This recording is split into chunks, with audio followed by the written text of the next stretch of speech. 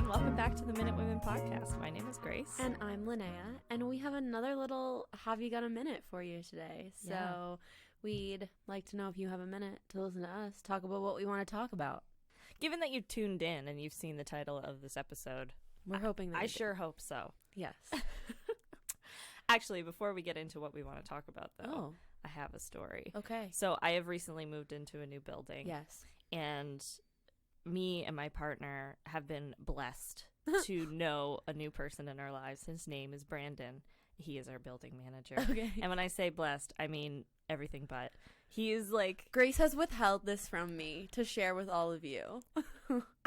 It's really hard to describe, but he's like a little 12-year-old boy in a man's body who is now responsible for the living accommodations of hundreds of people. Okay. So you'll like walk into the building. So when you move into this building, you have to like reserve the elevator so you can like, you know, take your stuff up and whatever. So we go in. No, we've done this once before because Eric moved in first and I moved in after. So we're moving my stuff in. He's just like, yeah, great, sure. So, yeah, basically, like, what you'll do is, like, you're going to put the elevator in service. Actually, I'll just show you. Do you have a minute? I'll just show you. And we're, like, holding groceries.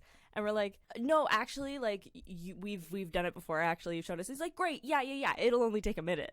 Okay. And so he, like, goes over, shows us how to put it into service. As you're holding bags of groceries. As we're holding our groceries and stuff, we're like, all right, cool. And then he goes, he's like, all right, great. So the key, if you ever want to break into my building, I will not let people know where I live. Just look in fire extinguisher cases. Okay. Because that's just where he puts keys. Okay. To give to tenants. Okay. So we'll be like, he's just like, so when you want to go put it in service, the key is in the fire extinguisher cabinet. So just go there, grab the key, put it in service. Okay, that's safe. And then he's like, and yeah, so basically you won't like need me when you move in. It's basically him just setting up the fact that he will not have to actually physically be there the day we move in to like help. And we're like, it's fine, whatever. But then he's like, oh, and then, okay, yeah, so I'll just show you how you can, like, lock the doors open. How old is this guy? Late 30s. Okay. Mid-30s. Okay. He also has, like, a half-sleeve tattoo with, like, poker imagery. Nice. And I'm just like, you went and got that all done in one slab. You're like, I want dice. And a royal flush. Yeah. And they're like, absolutely you do. They're like, we know exactly what you want. And then the same thing happened. So I sent him an email to be like, hi, I would like the intercom set up so we can buzz people into our apartment. These are our 2 phone numbers. And we're wondering if there are storage lockers open. We'd like to rent a storage locker in the building. And he replies with, I can only put 1 phone number in the intercom. That doesn't answer anything. And we're like, okay, use my number. Yeah. Use this number. And then he replies, there's a wait list for storage lockers. Okay. We're like, okay. And then a separate email, it costs $35. And I'm like, the storage locker or the intercom? The intercom shouldn't cost anything. Yeah. I'm assuming this is for the storage locker. Does the wait list for the storage locker cost $35? Or the actual Cut storage to locker? another email. Oh, no. You have a storage locker. Like, this guy. Okay. And then so I was like, great. He's like, this is where you e-transfer the $35 for the storage locker. We're like, okay. You're like, okay, this We're answers getting the question. somewhere. 5 emails later. 5 emails later. And then he then like sends me the form. He's like, you haven't filled out the form yet for the storage locker. And I was like, oh, I'm sorry. Yeah, things got busy. And he's just like, all right. And this is where you go. And I was like, what number is it? Like, you still haven't told us, like, what locker it is. And then he told us our locker number, and I was like, okay, great, thanks. And then the last email, just a thumbs up emoji. No. Nothing else. So he's clearly just, like, texting me. Oh, this man. He's sending emails like text messages. Yeah. He's lost. He doesn't And he understand. lives, like, 2 doors down from us in the building. Oh. So yeah. You might have to see him. I see him fairly regularly, actually. But then his assistant, Pat, is the best. Pat is like this like older gentleman who is now best friends with my boyfriend. Of course. Eric absolutely loves him. And he's like, of course. He's like, hey, Pat. And Pat's like, hi, Eric. Oh, that's so cute. And he'll like come around and help us out. And then there was like him and Eric went into, like, before I had ever even heard or seen Pat, like I'd never even heard of him. He like swung by the apartment to drop something off, and Eric was like in the doorway chatting with this like elderly man for like a good 5 minutes, like, because he's like, yeah, you went and got your second shot, how did that go? And Pat was like, oh, it was, you know what, it was good. And but then I had to go, and I had to stay with my wife because like my wife really was like nervous about getting it, and I stayed with her to get it. And Eric's like, oh yeah, it's like it sucks again, blah blah blah. And I didn't even know who this man was. Oh, was like you were in the apartment. I was there, but I'd never seen him before, and I was heard like, of him. who is this person? Who's this old man who just knows where we live and is dropping off stuff to our apartment? Weird. Yeah. But anyways. It's just Pat. But it's just Pat. And Pat's cool. Pat's cool. I like Pat. And Brandon is a very nice person, and like everything has gone very well so far. He's just like kind of like a himbo. It's like a little like difficult to like communicate with him sometimes. Yeah. Last little piece, but like when we first moved in and we did like the checks on everything to be like, this is your oven. Here, you know, when you go through and do the checklist when you move into a new place. Anyways, and he was basically spent 60% of the time telling us like, this is the crank for how you open the window. If you crank on it really hard, it will break, and if it breaks, it costs like $50. And then if you like push it out like too far, you have to like go to the outside and like push the window back in. What? It's like, I don't know. And then it's like, how do I go to the outside? These are your curtains. The curtains, if you pull on the string the wrong way, they won't come down, and then the string will break, and that'll cost you like $80. He's clearly had some bad experiences with the things in his apartment. And then he's like, this is your toilet. It's a European toilet. What? So you can't just like, because European when you're on it.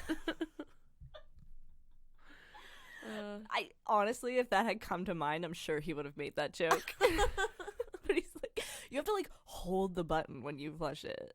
And we're like, okay, thanks. I also apparently have a European toilet at my apartment then. Yeah, any toilet with buttons. I didn't know it was European. It's European. Makes it so much cooler. I'm gonna tell everyone now when they come over. See that toilet? It's European. But anyways, thank you for taking a minute to listen to me rant about Brandon. I appreciated that. That was good. Because I came up yesterday, and so Grace and I don't see each other as often anymore, but I came up yesterday, and like twice. It's because we're fake friends. Yeah, we're only friends on the podcast. Wow. My whole heart just like split into two, and I'm crying. Fake tears. But twice yesterday at two different points, you started the story of like, you were like, oh, I gotta tell you about Brandon, and then you're like, no, I'll wait. And then you're like, but Brandon, and then you're like, no. Sorry, Brandon. Yeah, because everything else in my life has just been like crazy hectic of moving in and then working. So, and then just casually starting your PhD in another month. Yeah. I'm so stressed. It's gonna be an interesting situation. You're gonna do great. It'll be fine. I know it'll be fine. Okay, so I would like to know, well, I'm hoping everyone has a minute to talk about what I want to talk about, which I don't know a lot about. So that's just how I'm prefacing this. This is something that frustrates me in Canadian politics. Okay. And I don't know much about politics. I mean, I stay like involved in community politics and yeah, I don't get super involved in like global politics. I stay close to home, municipal politics and kind of like, I vote. I appreciate my right to vote. Yeah, I like to hear what people have to say and what people want to do. But I am no expert in politics at all. I just want to preface this whole thing by saying that I don't know what I'm about to start talking about. So please, anybody correct me. Grace, tell me what you know. But I've been thinking, so elections are starting to pop up right now. Okay. And like an election was called in Nova Scotia. And elections are, that has a trickle down effect in Nova Scotian in Canadian politics of elections being held. I find it annoying that unlike in the States, like unlike in America and probably other places, but again, I don't understand, like, I'm not an expert in global politics. Like, sue me. Like, don't hate me. I'm not an expert in global politics. Sue me. Yeah, right. See, that's my answer. But I find it interesting that in Canada, like, we don't get to vote for a prime minister. Like, in the States, like in America, you vote for the president that you want. Mm-hmm. And I don't know. Like, I find that slightly, I think it hurts at the municipal level. And I think it hurts at the, you know, when you're voting for your member of the Legislative Assembly or your MP, like your member of parliament. I think that, you know, it kind of affects the community value of, like, having someone. So say, you know, when I was little, the guy who was the conservative MLA, he was a community man. He was a father of a guy I'd went to school with forever. Like, he was so good to the town of Lunenburg and like the surrounding areas. He was involved and he was dedicated and he like did a lot. And so I remember, you know, when I first started to even understand what politics were as like a preteen, my mom was explaining that, you know, like, she voted for Michael Baker because she liked him and because he was a good guy and because he did good things for her community. But it was an inconvenience because she didn't want to vote for Stephen Harper. Right. And, like, that's what it leads you to. Mm-hmm. And I just think that that's an interesting setup. And, like, I'm sure that there are people who are listening to this who are just, like, cringing because they're just like, you don't understand, like, how it works. But I think that it would be nice if we had the ability to actually pick who we wanted as a prime minister, as opposed to, you know, having to strategically vote, because that's what the system that we're in forces. You know, it comes to a point where, you know, Canadians are strategically voting.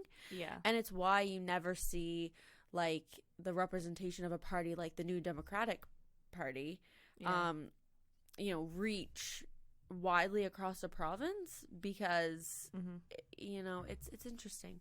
Canadian politics are not boring.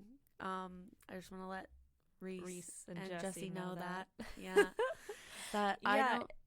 So I mean, the reason is that we don't have an executive branch. Okay. So in the United States, they have the executive branch, which means the office of the president is not dependent on the Congress. So the Congress can be Republican and the president can be Democratic. Right. And then you have the Senate, which they also elect the Senate, which we do not elect our upper house, which is the Senate. But I agree. Like, it's the parliamentary system has its setbacks. Yeah. And I think the benefit that people would counter with is that it means less political gridlock, because you now have the leader. A majority. Yeah, like the majority, or at least the leader of the nation is always in tandem with the party that got the most votes. Right. That doesn't mean that there will always be a majority. You could have a minority government and then you run into the same problem again. But I don't know. It's also interesting growing up with so much American like media. Oh yeah. Because you're like, someday I'm going to vote for the prime minister, and it's like, unless the leader of the party is from Halifax whatever. Yeah.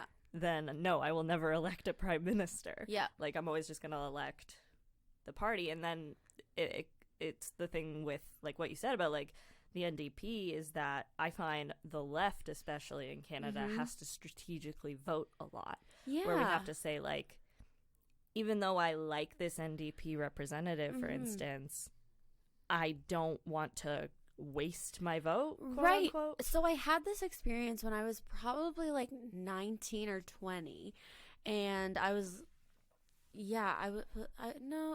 still in Wolfville, and it was the first time that I was like kind of involved in like campaigning and like politics, and was really supportive of a candidate there.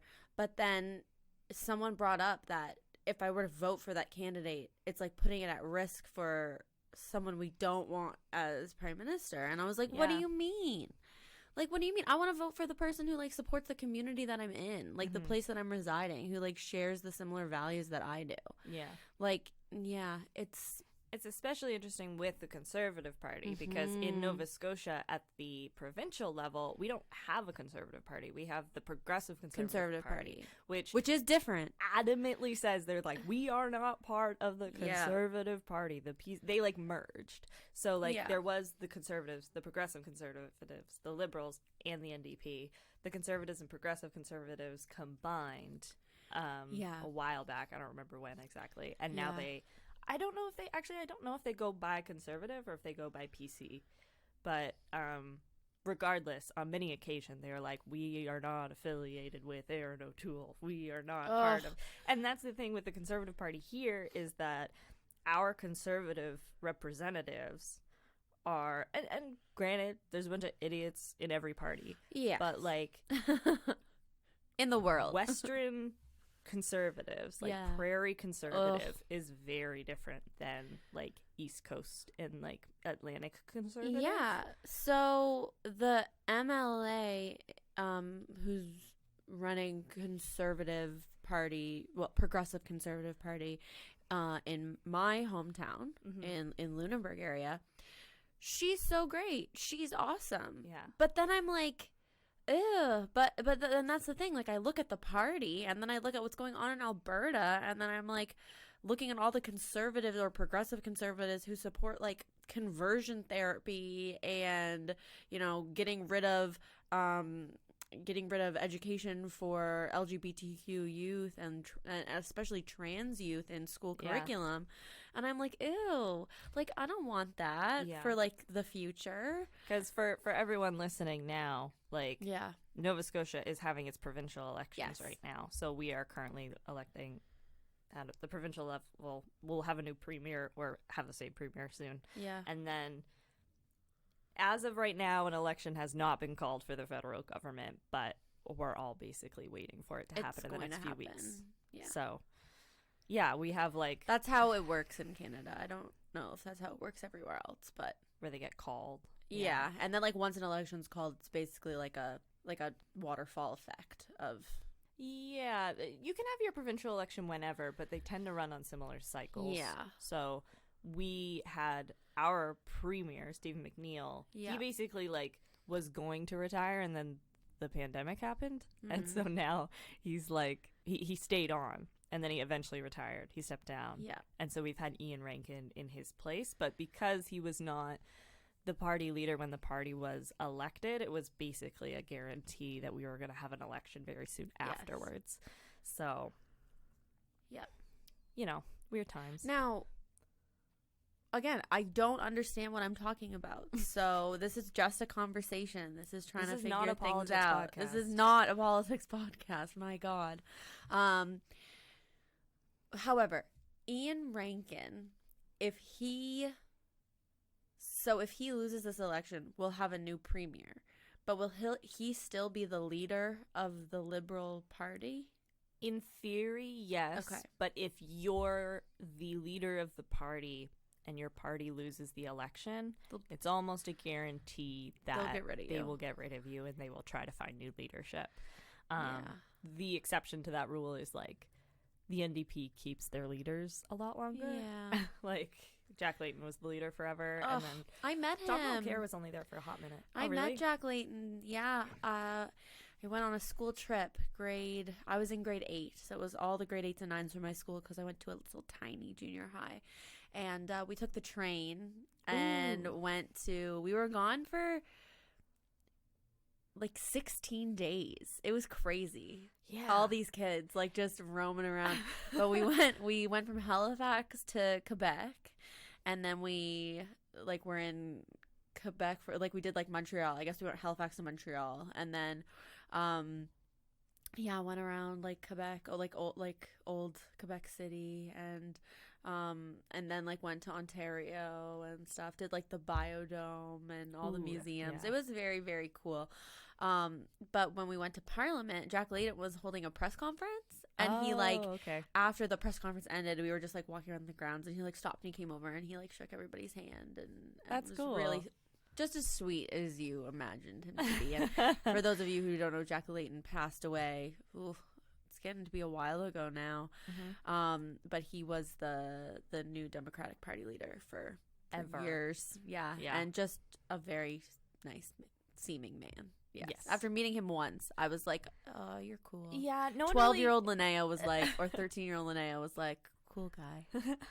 No one ever really has anything bad to say about Jack Layton, or about. And I mean, this is not a politics podcast. This is a generalization I'm about to make, but about like the NDP leaders in general. There's not a lot of like.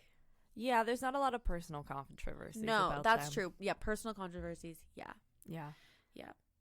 Talking about NDP leaders, Jagmeet Singh, have you seen his wife? She's gorgeous. Oh, she's so beautiful. I'm like, they look like Princess Jasmine and Aladdin. Like, they're just like so beautiful. Like, I'm like, oh, you're such a good looking couple. Yeah, that's how I judge politics. Who's the handsomest and who is the prettiest wife? I know, right?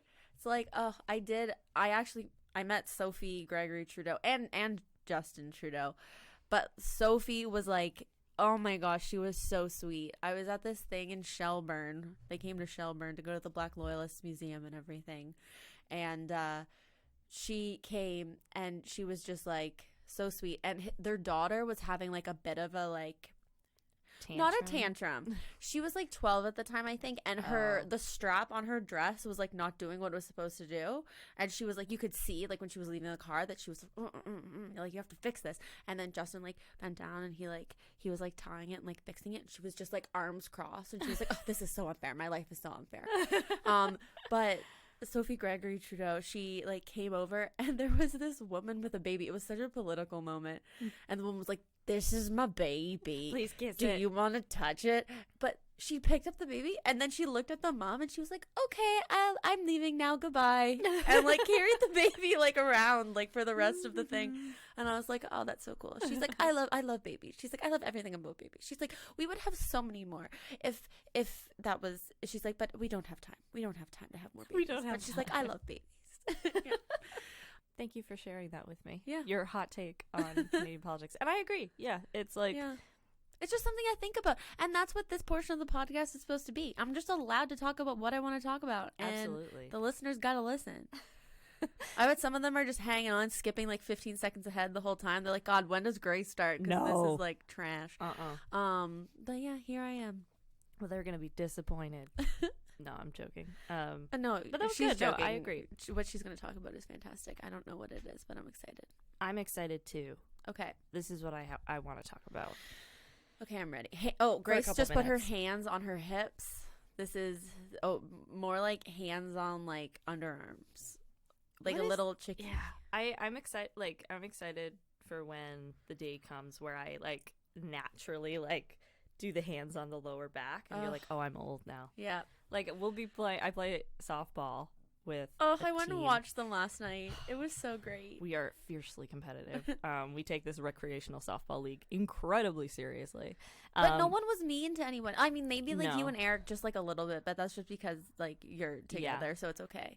Eric was playing shortstop and I was playing second base, and that sweet man that I love very, very much will not let me make a fucking play. Just let me take the ball. Like, I can throw to first base. It's coming right at me. Let me do it. I'm sorry that I brought that up. That's so okay. Sorry. Granted, the 2 times that I did, I fucked it up. So it did come right at me. I messed it up, but it's okay. It's okay. That one time that Eric did block me, I feel like I could have made the play. I feel like you could have. I watched it. I watched your face, and I was like, oh, no. And then I threw a little tantrum. I was like, Eric! Yeah. Just let me catch a ball! But it was okay. Everyone else seemed very nice. Yeah, it is the most passive-aggressive sport I've ever played, though, because you're only ever, like, communicating with the team in passing, like the other team. Yeah. And then this recreational softball league has, like, a fair number of rules because, like, there's no umpire, so you have to kind of there's no ref. Yeah, you have to, like, I thought was really weird. Call the game, like, so you get sportsmanship points at the end of every game. You award the other team sportsmanship points. Cute. I mean, it's kind of a given that you're just supposed to give them 5. Oh. just because. Unless you're real catty. Unless it's, like, bad. I feel like either people get 5 or, like, none. Yeah. But, yeah, it's supposed to be, like, you know, if it was close and they called you out, just take that out. Like, don't bicker about it, whatever. But multiple times. So, like, our team has, like, never done this league before. So they, like, religiously read the rules beforehand. And so you have, like, these pylons in the outfield to mark, like, out of the park for a home run. But if it drops and rolls out of bounds, that's just a ground rule double. Okay. And we were playing against this other team that was like, that's a home run. And, like, we had to, like, hold people back. They're like, it's a ground rule double. And Eric was like, okay, just take the home run. But, like, in the innings to come, the rule is, and we can pull it up if you want, but the rule is that that's a ground rule double. And they were like, okay. It's, like, so catty. Was this the team you played last night? No, okay. No, they were fine. Yeah, they understood. And granted, they're all fine. We're dickheads too. We're like we read the rules. Like, Yeah. No one is with your little matching baseball caps that Grace painstakingly. And I knew as soon as I saw them, I was like, Grace hand stitched every friggin' one of those hats. I didn't make the badges. I just sewed them onto the hats. Yeah. My friend Nick has an embroidery machine. Oh, right. And he, I designed it, but then he used the embroidery machine to make us all these little patches. Is he on the team? I thought he was on the team. No. Okay. We are the Halifax Peaches. But I realized that was like a really weird sentence. No, we are the Halifax Peaches, meaning that he can't be on the team because we're the Peaches. Why? That's the way that it implied. The way I said it. I'm so confused. Nick could be on the team if he wanted to be. Okay. He just wasn't. Okay. He just made the patches. Okay. He's spiritually on the team, I guess. I don't know. I just thought you had originally told me he was on the team. Oh, okay. So I was like, oh, like, because he wasn't there last night. I was like, oh, is Nick on the team? And you were like, no, we're the Peaches. No, we're the Peaches. Like, alrighty. But what I want to talk about has nothing to do with softball. All right, fine. I would like to talk about, so I am coming to, as Linnea mentioned, I'm going back to school soon, which means I will be leaving Podstarter full time. I will be here part time, but I will be leaving the company soon. And so I wanted to share some of the projects that I've been working on, because if you're listening to this podcast, you probably like podcasts. Things she actually knows about. I talk about things I have no idea about, but Grace, she's going to tell you some stuff that she like firsthand understands. I only know about them because I get paid to. If I wasn't paid, I would know nothing about them. So during my time here, I have worked on 6 projects. And when this comes out, 3 of them will be like released. Okay. So you can go listen to them right now. And we're going to talk about them. Exciting. So the first is called Beyond Research. This was a podcast that used to be called the Research Nova Scotia Podcast, a podcast made by Nova Scotia Research. Beyond Research sounds way cooler. I agree. It's a much better name. Yeah. Yeah. Did you come up with that? No. Oh, I did not. Never mind then. I was going to say good job, but never mind. I did not have a lot of creative input on this podcast, to be frank. I was more of a facilitator. So, like, getting people in the room to record or on the virtual room to record. But when we released the first episode of Beyond Research, it was on the front page of like science for Apple Podcast. It was above Neil deGrasse Tyson's podcast. Yep. It was above Science Versus, which was like, it's a science podcast, but that was like their inspiration for how they wanted their podcast to sound. Cool. And so we like surpassed the like inspiration piece, which was cool. What they used to do was just bring on experts and then interview those experts about different topics. Right. Now they interview guests, but there's multiple guests in every episode, and it's more of this like collage of voices that is then guided through by a narration track, which is done by Reese Waters, the host of Canadian Politics It's Boring. What a doll. Yeah, it turns out if you just have a British accent, you sound really smart. So he goes and he's like, welcome to Beyond Research. Well, for those of you who haven't listened to Canadian Politics is Boring or heard us imitate Reese's accent before, Reese is Welsh, living in Halifax now, but originally from Wales. And he does have a very like smart yet like dreamy little accent. I hope Reese doesn't listen to this episode because the head will not fit through doors. We're already getting there at the office. But yeah, so that's, if you like science, I would highly recommend going to listen to that podcast. But also if you just kind of like issues and how experts are dealing with them. Mm-hmm. So the first episode is about energy poverty, which is the phenomenon of people having to devote so much of their income to their power bills. Yeah. So in Nova Scotia, there's a huge problem with energy poverty. Mm-hmm. And they have, for that episode, they brought on the mayor of Bridgewater to talk about like how his community deals with it. Yes. And then 2 researchers from Dalhousie, one of whom is like Mitchell. Mr. Tesla. Oh. Yeah, Dave Mitchell. Yeah, Dave Mitchell. I work with Dave. Oh, really? Yeah, where I work right now. Dave is a Twitter fiend. He kind of gives that vibe. Dave is like the first to like retweet anything I post about the Lunenburg County Lifestyle Center. Like he's like a share, retweeter, like commenter, liker. Like he is on the Twitter. You should follow Minute Women. He should. Yeah. Maybe I'll suggest it. He also, the last event that was hosted that Dave attended, was to announce a big energy, we received a lot of money, I think $1.8 million to do energy upgrades nice. For the Lunenburg County Lifestyle Center. And that was a municipal and provincial project. Dave rolls in on his motorcycle. I'm not joking. He rolls in on a Harley. And cool, I don't know, did mayor. you meet him, like, in person? Only virtually. Okay. But he was really nice and really cool. He's really nice and really sweet and just, like, he's, like, not a huge guy. Like, he's kind of slight. No, yeah. Rolls it on his motorcycle. And he gets off, and the first thing he says, he's like, I know, it's too much.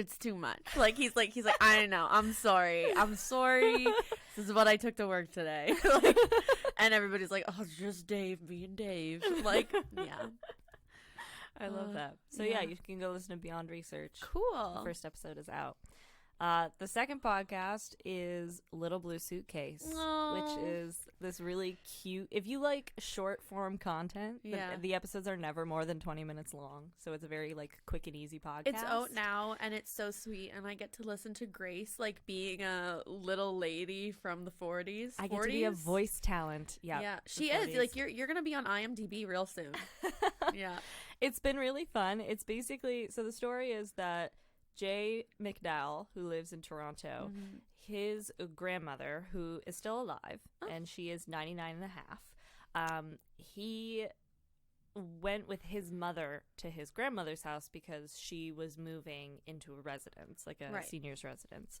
So they were moving everything out of her home. And when they were moving everything out, they found this little blue suitcase in the basement. And in this like vintage little blue suitcase were hundreds of letters.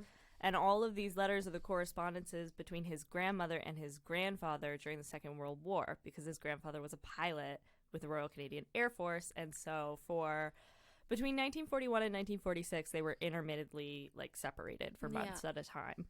And they were 19 and 20 years old at the beginning of his service period in 1941.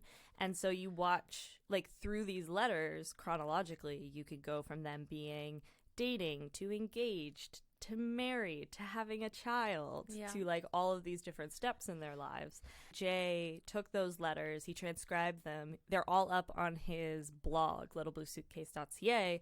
But we, with Jay, have taken those letters and now we have, like, been voice acting them and dramatizing them. So every episode, it usually features 2 letters back and forth. Yeah. I played Doreen, his grandmother. Yeah. And if you like 1940s smutty language, then you will love this podcast. Yeah, it's really cute. It's like easy to listen to. It's super sweet. Yeah, it's really cute. Jay like chimes in every once in a while to give like commentary, to be like, oh, Ted Simpson is like Doreen's cousin's boyfriend, to let you like, just to like let you know who people are, that they mention. But yeah, it is really funny going through the letters and then reading them out loud. And like, there's even one point in the letter where Doreen is like she's being bad. Like, she's saying, like, dirty stuff, sort of. And 1940s dirt. 1940s dirty stuff. And then she's like, oh, I'm getting bad. Bill, you better rip up these letters or someone might take them seriously. Aww. And it's just like, well, we did. Surprise. Yeah, surprise, Doreen. Surprise, shoddy. By the time this episode comes out, there will be probably 4 episodes of Little Blue Suitcase. So right now there's 2? So right now there is 2 full episodes out as of recording this podcast. And yeah, you can like go listen to that. It's super cute. It's kind of like the idea was to like give people like a little content you can listen to while you have your like coffee in the morning. Yeah. It's very sweet, easy to process. Yeah, it's really sweet. Not traumatic in any way. Not at all. No. No. Not like me listening to my current favorite podcast, which is Modern Love, and sobbing on my way to work. Oh, no. Yeah. Have you listened to This American Life?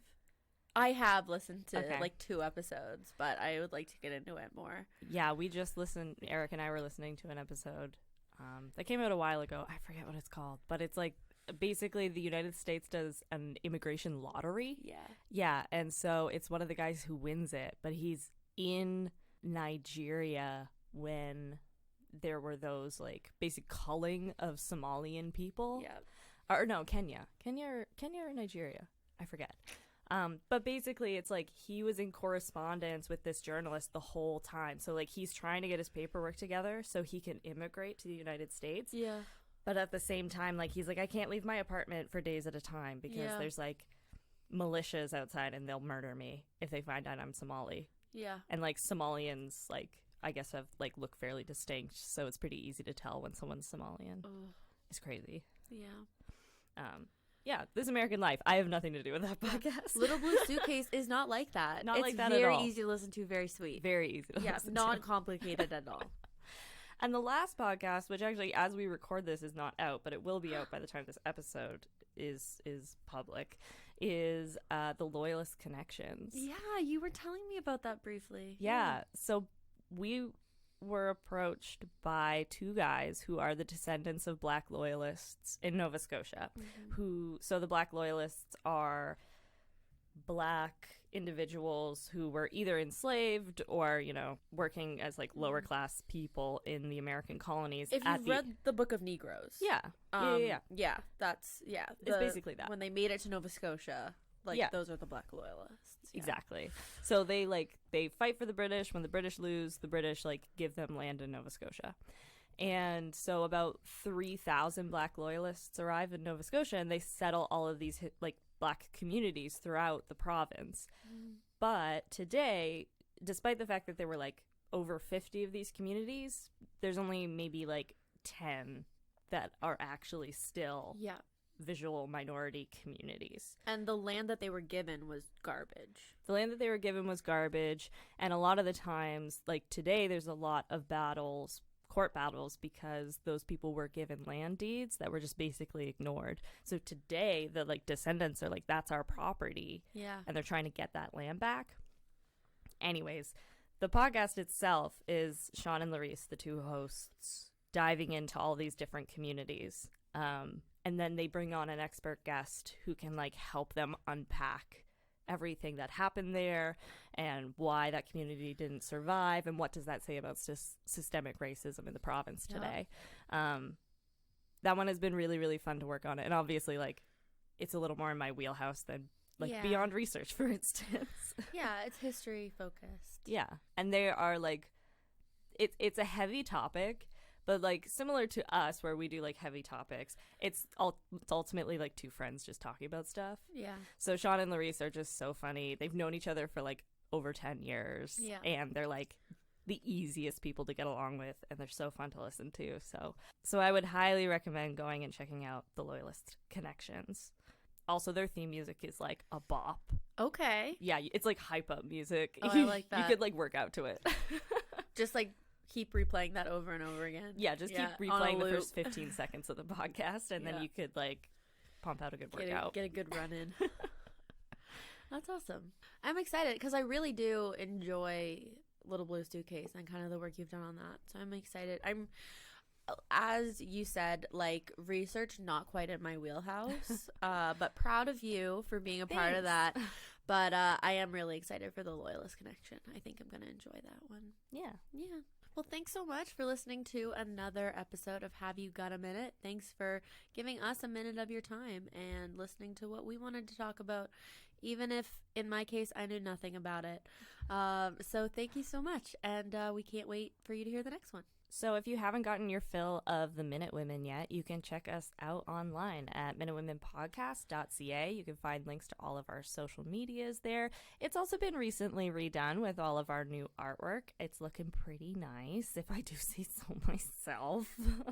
I'm realizing that I was saying that, and I'm like, wow, I'm complimenting myself. But it's okay. You did a it looks wonderful nice. job. The artwork, however, is not by us. Not by us, no. It is by a lovely gal named Sasha Steven, and she is friggin' phenomenal. Yeah. And the artwork is beautiful, so thank you so much, Sasha. Yeah, you can find her on Instagram at Sasha Steven, Sasha with a CH. On our website, you'll find all of our episodes. You'll find links to social media. You'll find our merch store. So check us out there, and you can tune in next week for another episode. Bye. Bye.